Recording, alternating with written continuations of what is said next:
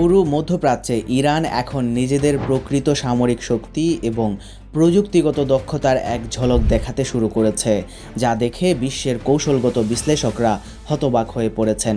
তারা তাদের কাছে থাকা আধুনিক সব প্রযুক্তি একে একে সামনে আনতে শুরু করেছে এবং এগুলোর কার্যকারিতা দেখার পর গোটা বিশ্ব ভাবতেও পারছে না যে ইরান এতদিন তাদের কাছে এত আধুনিক এবং মারণাস্ত্র প্রযুক্তি কিভাবে লুকিয়ে রেখেছিল।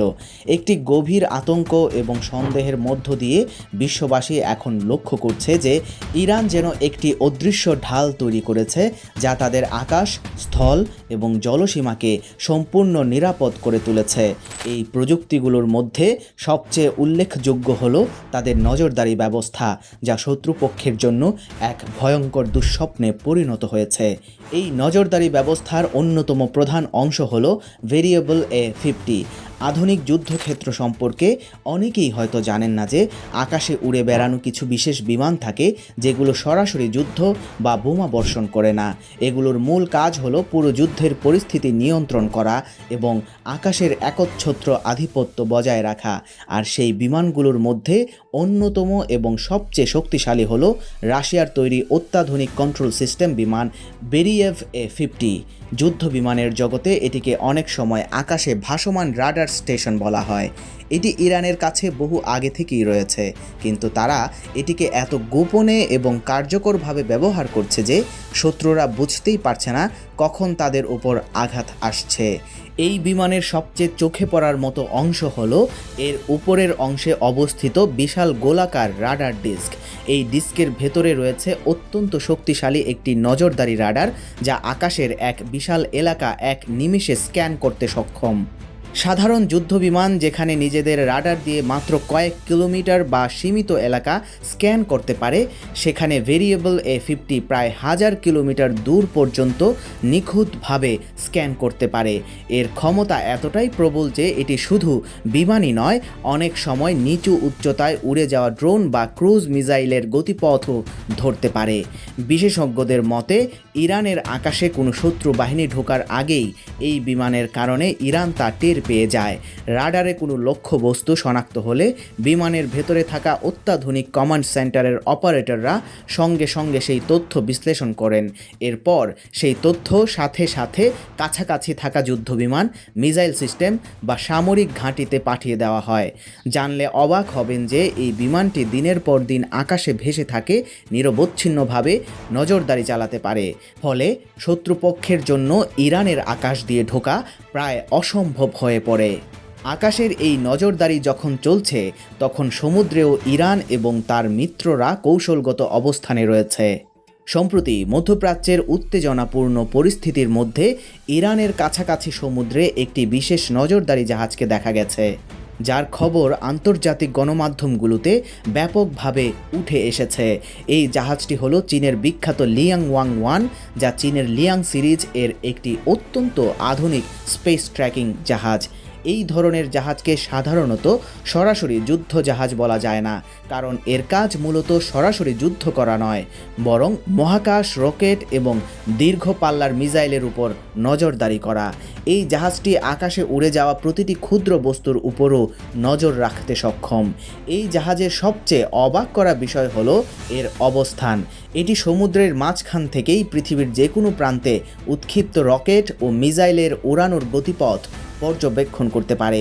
জাহাজটির ডেকে বড় বড় সাদা রাডার ডিশ এবং শক্তিশালী স্যাটেলাইট অ্যান্টেনা বসানো থাকে। এগুলো এতটাই শক্তিশালী যে কয়েক হাজার কিলোমিটার দূরে থাকা রকেট বা মিসাইলের গতিপথ একেবারে নিখুঁতভাবে শনাক্ত করতে পারে। রকেটটি কত গতিতে উঠছে, সেটি কোন দিকে যাচ্ছে এবং এটি কত উচ্চতায় পৌঁছেছে, এসব তথ্য এই জাহাজের রাডার ব্যবস্থা মুহূর্তের মধ্যে সংগ্রহ করতে সক্ষম। এই জাহাজের আরেকটি গুরুত্বপূর্ণ কাজ হলো মিসাইল এবং স্যাটেলাইটের সঙ্গে যোগাযোগ বজায় রাখা। বিশেষ করে যখন কোনো হাইপারসনিক মিসাইলের পরীক্ষা চালানো হয়, তখন সাধারণ রাডারগুলো এত উচ্চ গতির মিসাইল ট্র্যাক করতে ব্যর্থ হয়, কিন্তু এই জাহাজ দূর থেকে পুরো গতিপথ নির্ভুলভাবে পর্যবেক্ষণ করতে পারে। লিয়াং সিরিজের এই জাহাজগুলো সাধারণত প্রায় 180 থেকে 200 মিটার লম্বা হয় এবং এতে উন্নত মানের রাডার স্যাটেলাইট যোগাযোগ ব্যবস্থা এবং একটি ডেটা বিশ্লেষণ কেন্দ্র থাকে। এই জাহাজের শক্তিশালী রাডার ব্যবস্থা একসাথে 600 এরও বেশি আকাশে উড়ে যাওয়া বস্তু ট্র্যাক করতে পারে। মধ্যপ্রাচ্যের বর্তমান পরিস্থিতিতে এই ধরনের প্রযুক্তি সমুদ্র এলাকায় উপস্থিত থাকলে তা স্বাভাবিকভাবেই প্রতিপক্ষের জন্য বেশ বড়সড় একটি সতর্কবার্তা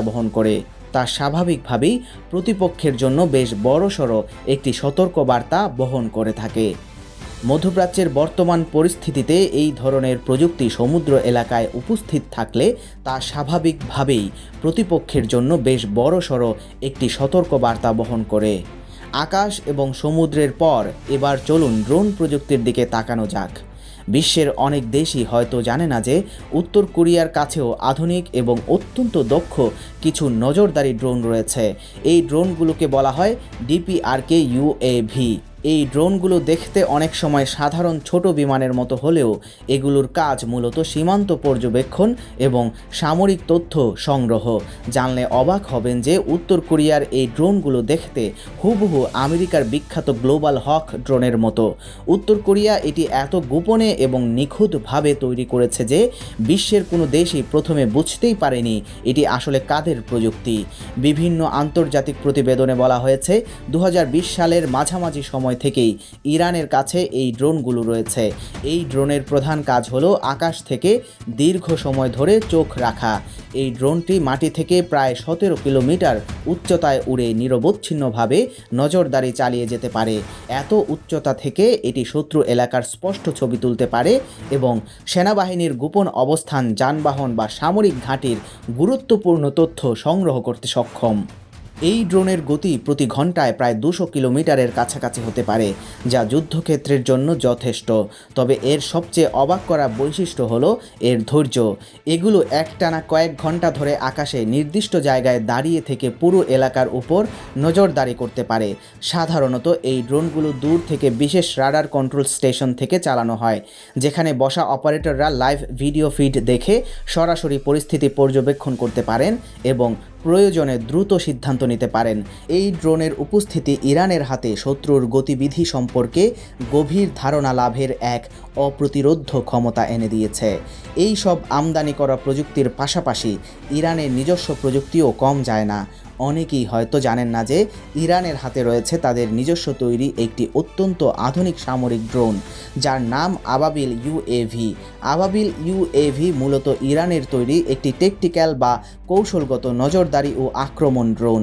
এতে উচ্চ ক্ষমতার ক্যামেরা, ইলেকট্রনিক সেন্সর এবং অত্যাধুনিক যোগাযোগ ব্যবস্থা থাকে, যার মাধ্যমে ড্রোন থেকে সরাসরি live video feed ground control স্টেশনে পাঠানো যায়। এটি যুদ্ধক্ষেত্রে সরাসরি নির্দেশনা এবং আক্রমণের জন্য অত্যন্ত কার্যকর। আবাবিল ড্রোনের একটি বিশেষ এবং অত্যন্ত গুরুত্বপূর্ণ বৈশিষ্ট্য হলো এর ক্যাটাপল্ট লঞ্চ সিস্টেম, অর্থাৎ এই ড্রোনটি উড়ানোর জন্য কোনো বড় রানওয়ের প্রয়োজন হয় না। বিশেষ লঞ্চার বা ক্যাটাপল্ট থেকে এটিকে আকাশে ছুড়ে দেওয়া যায়। এই সুবিধার কারণে এটি যে কোনো ছোট জায়গা থেকেও দ্রুত উড়ানো সম্ভব, যা যুদ্ধক্ষেত্রে বা হঠাৎ প্রয়োজনে অত্যন্ত কার্যকর ভূমিকা পালন করতে পারে। ইরান এখন তাদের এই সব আধুনিক নজরদারি ও আক্রমণ ড্রোন রাশিয়ার বিশাল রাডার বিমান এবং চীনের স্পেস ট্র্যাকিং জাহাজের সমন্বয়ে এমন এক শক্তিশালী প্রতিরক্ষা বলয় যা ভেদ করা প্রতিপক্ষের জন্য এখন অনেক বেশি কঠিন এবং ঝুঁকিপূর্ণ হয়ে পড়েছে। পুরো বিশ্ব এখন অবাক হয়ে দেখছে যে নিষেধাজ্ঞা এবং চাপ সত্ত্বেও ইরান কিভাবে নিজেদের প্রযুক্তিগত দক্ষতায় এত উচ্চতায় পৌঁছে গেল।